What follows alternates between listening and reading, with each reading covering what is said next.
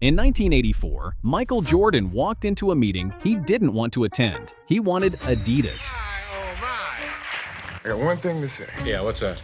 I see Adidas shoes. Yeah. He had always wanted Adidas. Nike was a running shoe company with a declining stock price and no real footprint in basketball. Well, Nike started as a running company. They started in the running business and they were successful in the running business. As they wanted to grow and branch out, they got into other sports. And in 1984, they weren't doing very well. And yet, that meeting, the one he almost skipped, produced the most consequential brand deal in the history of sports. He did not want to be there. And he had told his agent, I'm not going. Howard White was in the room back in 1984 when Michael Jordan, then a rookie short on NBA experience but long on potential, was basically dragged to Oregon by his parents to meet with a relatively small sneaker company called Nike. This is bigger than anything that we've done. You know, typically a great player would get like $100,000, but this was so unique in terms of just doing it. The offer, $2.5 million to wear their shoes, triple what anyone else in the league was making. Air Jordan by Nike. The Air Jordan was something that transcended all these different borders that hadn't really been transcended before. The shoes gained very quickly a huge street value in American culture. And all of a sudden, overnight, it was just like everybody wanted them. What the hell is Nike doing? We're in now the 80s, and we're putting a black guy on television to sell shoes to white America.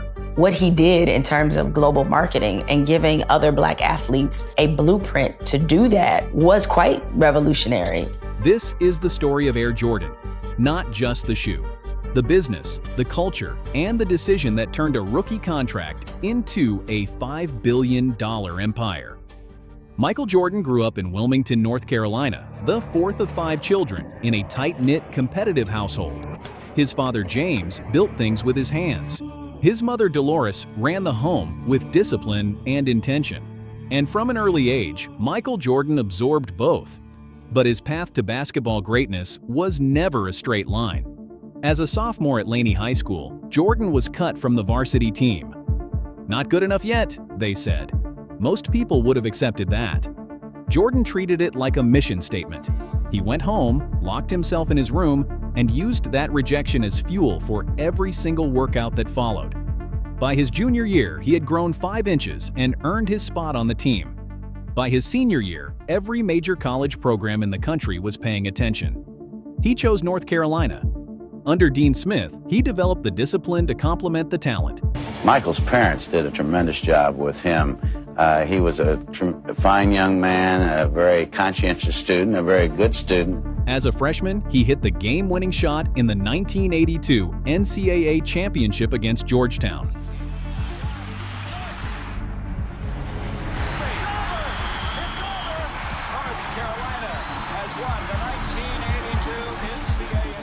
The shot heard around college basketball, but Jordan was always looking ahead. And I hope in the next 3 years that I'm here that we can win at least 2 or 3 more. What Michael really did was improve considerably between his freshman and sophomore year. Now Carolina turns it over. Dawkins trying to run past Braddock. Look at Michael Jordan cover ground. After 3 seasons at UNC, he declared for the 1984 NBA draft. Well, to tell you the truth, I really just decided, I guess, an hour and a half ago. I didn't know I was, 50-50, and I talked to Coach this morning, and, he helped me, and my parents helped me, and I just, I felt that would be better for me to start now, while I'm young. The USA Network presents the 1984 NBA College Draft. We are just about ready to go as we go to the podium and introduce Commissioner of the NBA, David Stern. He went 3rd overall to the Chicago Bulls. The Chicago Bulls pick Michael Jordan of the University of North Carolina. Chicago Bulls having the 3rd pick in the draft and went with the sensational Michael Jordan of North Carolina. Jordan, who led North Carolina, now looking to step in to lead the Bulls You've got a great opportunity to step in there and win a city that is crying for a winner. Perhaps you can turn that Bulls thing around. What do you think? Hopefully, I can go in and contribute and maybe turn it around. I'm looking forward to that. Hakeem Olajuwon went first. Sam Bowie went second. Portland needed a center. That was the reasoning. It remains one of the most studied draft decisions in the history of professional sports. But before Jordan ever played his first NBA game, the real competition had already begun. Nike in 1984 was not the company we know today. They had built their identity in running, primarily on the back of their relationship with track athletes. Well, Nike started as a running company. They started in the running business and they were successful in the running business. As they wanted to grow and branch out, they got into other sports. And in 1984, they weren't doing very well. Basketball was not their world. Their basketball division was small, underfunded, and struggling to find relevance in a market dominated by Converse and Adidas. Jordan's first choice was Adidas. His second choice was Converse, who already had Magic Johnson and Larry Bird on their roster. Nike was a distant third, a consolation option that he viewed with skepticism. Mid-1980s, 82, 83, I guess. Nike was going to finally sign a pro player that was going to be a signature shoe, which is a new term at that time. And it was a very good draft class in 1984, very good draft class. And it came down to selecting somebody. So they asked me, what do I do? And I just said, give it to the kid. If you're going to name a shoe after a high flyer, how the hell can you give it 2 or 3? There's only one chief. The famous phrase was, will you bet your job? I said, give it all to Jordan. He has what you want. Gordy to Jordan, sprigs out on him. But Nike was desperate in a specific way that turned out to be useful, desperate enough to make a genuinely unprecedented offer. $500,000 per year, over 5 years, his own signature shoe line, and a royalty structure on every shoe sold. For a rookie who had not yet played a single professional game, that was an almost unthinkable commitment. No athlete had received anything close to that kind of deal entering the league. Jordan's mother, Dolores, pushed him to hear it out. His father, James, saw something in the numbers, and Jordan, arms crossed and unconvinced, sat through the pitch. He signed. Not because he believed in Nike, because the deal was simply too large to walk away from. What neither side fully understood in that moment was what they had just created. Peter Moore designed the first Air Jordan, black and red, bold, aggressive, and completely at odds with the white sneaker standard that the NBA had enforced for decades. The league responded almost immediately. Commissioner David Stern fined Jordan $5,000 per game for wearing a shoe that violated uniform guidelines. At that time, David Stern, who was head of the NBA, had a rule that only white footwear was allowed on the court. Stern saw these shoes and said, that's against the rules, you can't do it. We told Michael and Nike that whatever shoe he was wearing didn't conform, so would they please change it? And Rob said, so what are you going to do, fine him? Go ahead and fine him. Nike will cover him. It became the shoe that was banned by the NBA, with an implication that it was because it made Michael such a good basketball player. On September 15th, Nike created a revolutionary new basketball shoe. On October 18th, the NBA threw them out of the game. Fortunately, the NBA can't stop you from wearing them. Nike paid every single fine without hesitation. And here is where the story becomes something more than a shoe deal. Rather than backing down, Nike turned the ban into the centerpiece of their marketing. They gave Nike the best publicity ever when they banned the Air Jordan, which only made them hotter in the street. Their television spot was simple, a black screen. Jordan walking toward the camera. A voiceover explaining that the NBA had banned his shoes. Consumers weren't just buying a shoe after that, they were buying a statement. There's no question the fact that the shoes were banned helped to sell the shoes. Kids like that stuff, particularly the inner city kid, he loves that stuff. I'm wearing something I'm not supposed to be wearing. Perfect. Couldn't be better. And all of a sudden, overnight, it was just like everybody wanted them. They were being sold on the street corners for hundreds of dollars. The Air Jordan 1 retailed for $65 in 1985. Nike had projected the line would generate roughly $3 million in its first year. It generated $126 million. The first time we showed Foot Locker, for example, which is the biggest retailer in America, they only wanted 5,000 pairs for all their stores. Within a week, they called and wanted 150,000 pairs. That number didn't just exceed expectations. It rewrote the entire business model for athlete endorsements. Jordan's first season confirmed everything Nike had gambled on. He averaged 28.2 points per game as a rookie. He won the slam dunk contest at All-Star Weekend with a dunk from the free throw line that became one of the most replicated images in sports history. That silhouette, Jordan Airborne, arm extended, ball in hand, became the Jumpman logo, the most recognizable symbol in sneaker culture to this day. But the brand's next chapter came from a decision that could easily have gone the other way. When Tinker Hatfield, an architect by training, was brought on to design the Air Jordan 3 in 1988, he did something that had not been standard practice at Nike. He sat down with Jordan personally. He asked questions.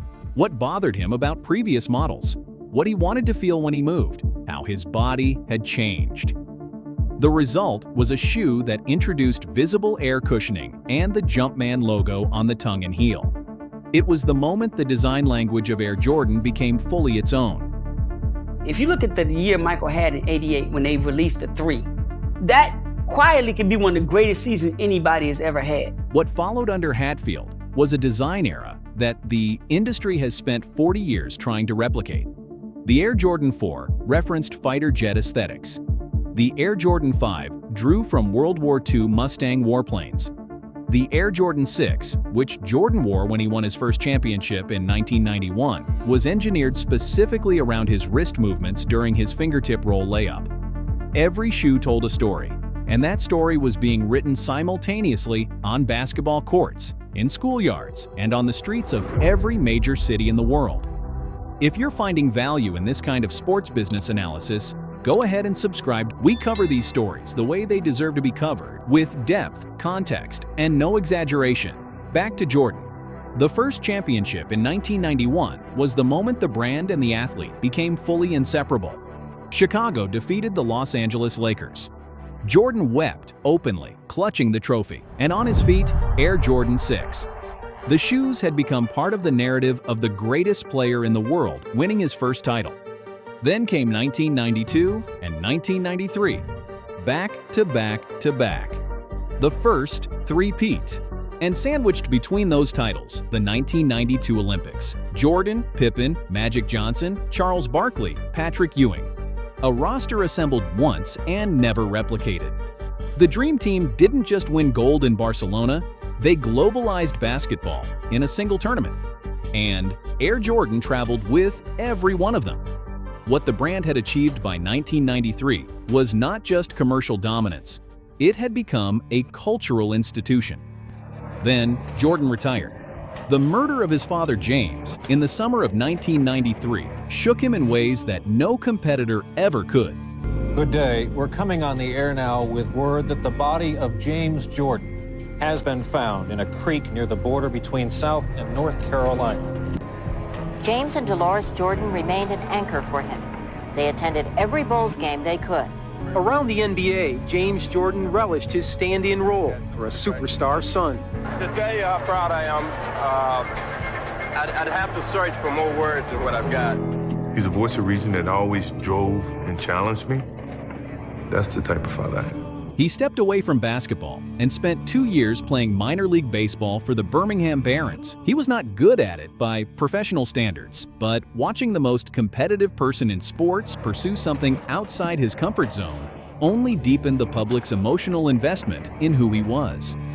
In March of 1995, a two-word fax reached the media: "I'm back." Mike working out yesterday with his old teammates.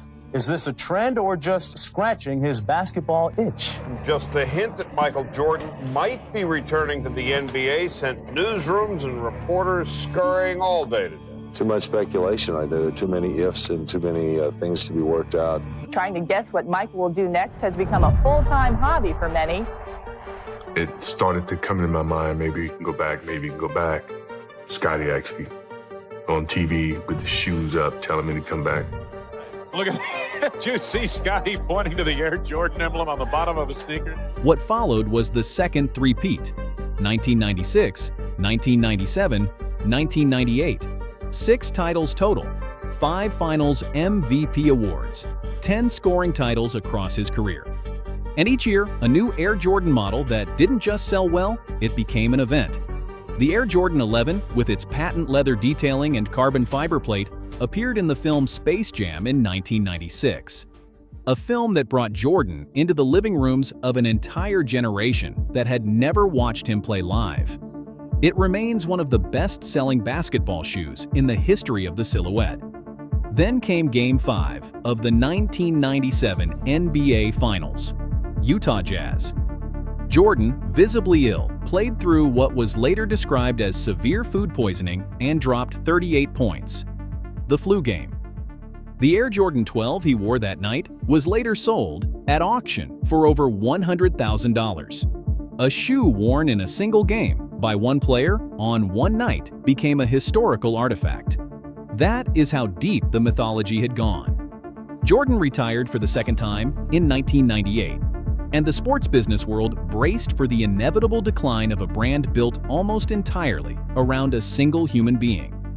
It never came. Instead, something happened that no one had fully predicted. Air Jordan separated from its athlete. In 2001, Jordan brand was officially established as a standalone division within Nike. Not a sub-brand, not a product line under someone else's umbrella. A fully independent company with its own athletes, its own design language, its own campaigns, and its own identity. The brand began signing athletes across multiple sports: Derek Jeter in baseball, Carmelo Anthony in basketball, Roy Jones Jr. in boxing. The model worked because what was being sold was no longer a shoe, it was a philosophy. The idea that being talented was not enough. That the standard you set for yourself had to exceed what anyone else expected of you. That idea had commercial value entirely independent of whether Jordan was playing basketball. Then, sneaker culture changed everything. Through the 2000s and into the 2010s, what had once been a basketball-specific market evolved into something far larger. Collectors, fashion enthusiasts, and a generation raised on the mythology of Jordan began treating Air Jordan releases as cultural events. Lines outside stores that began days in advance. Resale markets that treated limited releases like financial instruments. Platforms like StockX and GOAT built their entire business models around the demand driven largely by Air Jordan. An original Air Jordan 1 in its 1985 configuration now trades for several $1,000s on the secondary market. The brand had become a collector's market, a fashion ecosystem, and a status symbol simultaneously. And then came the collaborations. Designer Virgil Abloh, through his off-white label, deconstructed Air Jordan silhouettes with exposed stitching and industrial design elements. A partnership with Dior brought a $2,000 Air Jordan 1 to market, merging luxury fashion with sneaker culture in a way that would have seemed completely unthinkable 20 years earlier. Travis Scott's Cactus Jack collaborations, featuring reversed swooshes and earth-toned palettes, attracted audiences who had never held a basketball in their lives, but understood exactly what wearing that shoe communicated about identity. The Jumpman appeared on jerseys, jackets, and tracksuits for Paris Saint-Germain, one of the most followed football clubs on the planet. A partnership that opened the brand to hundreds of millions of football fans across Europe, South America, and Asia, who had grown up with no direct connection to Michael Jordan's playing career. In 2019, Zion Williamson signed one of the largest rookie endorsement deals in Jordan brand history, estimated at $75 million over 5 years. And these are my go-to moves. The brand wasn't living off nostalgia. It was actively investing in the next generation. Today, Air Jordan generates over $5 billion in annual revenue. Michael Jordan himself, now in his early 60s, remains the only former NBA player who is an active billionaire. A significant portion of that wealth traces directly back to the royalty structure negotiated in that 1984 deal. His annual earnings from the brand are estimated to exceed $100 million per year, From a meeting he didn't want to attend, for a company he viewed as his third option. So how do you actually explain what happened here? What Jordan and Nike built together is not really a product story. It's a story about what happens when an athlete is so genuinely exceptional that the world needs a symbol to represent that exceptionalism. The NBA banned the shoe, and that created the mythology. Jordan won 6 championships, and the shoe was there for every one of them. He left the game, and the brand kept growing, because by then, the shoe wasn't about basketball anymore. It was about the standard. And that standard, the idea that greatness requires obsession, that rejection is just information, that the work you put in privately will eventually be visible publicly. 40 years after a reluctant rookie signed a deal he considered his backup plan. Air Jordan is not the greatest shoe ever made. It's the greatest story ever told about a shoe. And if that story proves anything, it's that the deal isn't what defines you. What you do with it is. If you enjoyed this video, stick with Primetime Sports, subscribe, and check out some of our other content right here.